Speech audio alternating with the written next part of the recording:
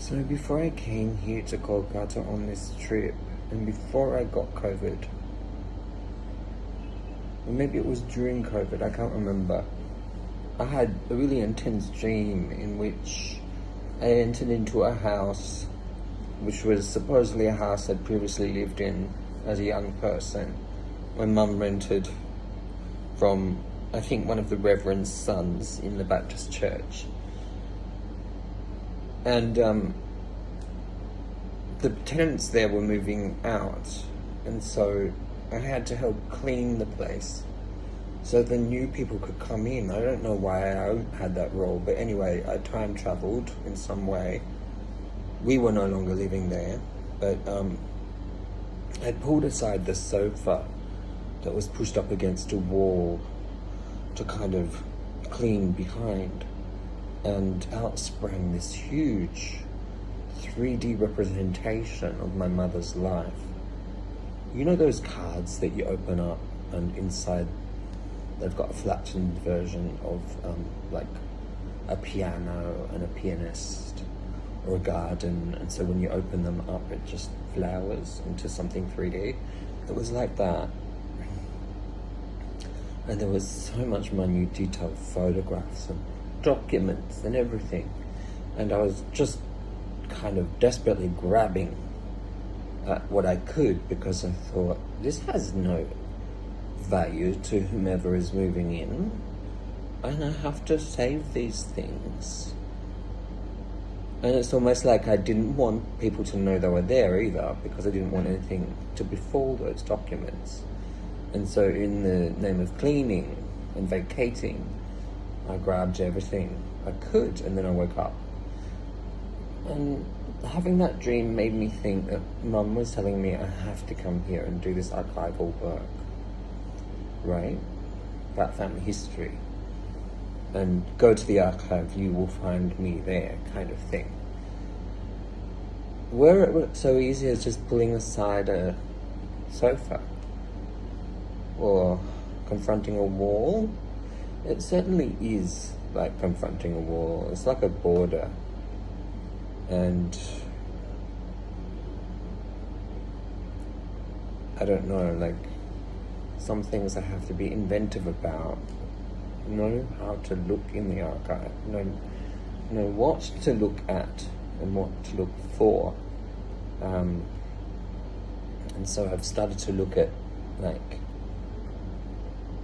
political department petitions, because the work of Durba Ghosh, who writes on sex and the family in colonial India, suggests that some women, native women, and I guess also Eurasian women, who had their children taken from them, had petitioned the state, colonial state, to have the pension that was provided for their children who were put in military orphanages to maintain them, presumably after their father's death, to cover them rather than leaving them destitute. And in some cases, such women were successful.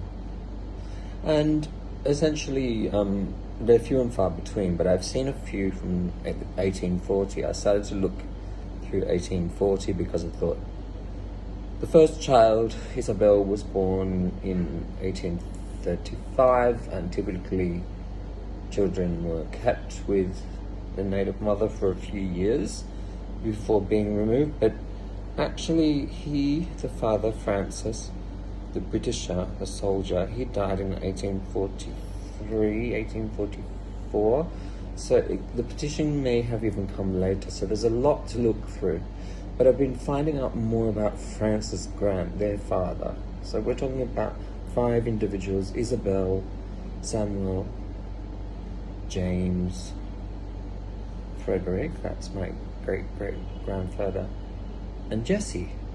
So just the last 2, to my knowledge, were married off, and that line continued. But Isabel stayed at Kidapur House at least until the age of 62 and was never married.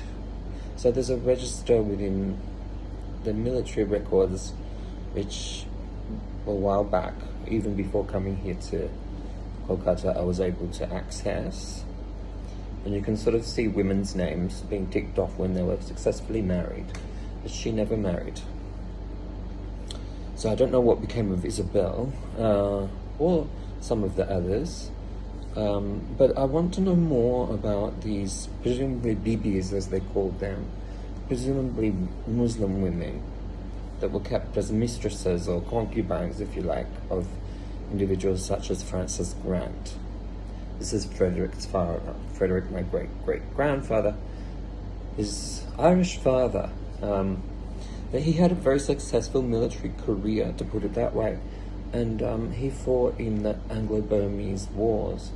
So there were 3 of those, and he ascended the ranks, and he became very important as a major, including in demarcating new territorial lines, with someone called Pemberton.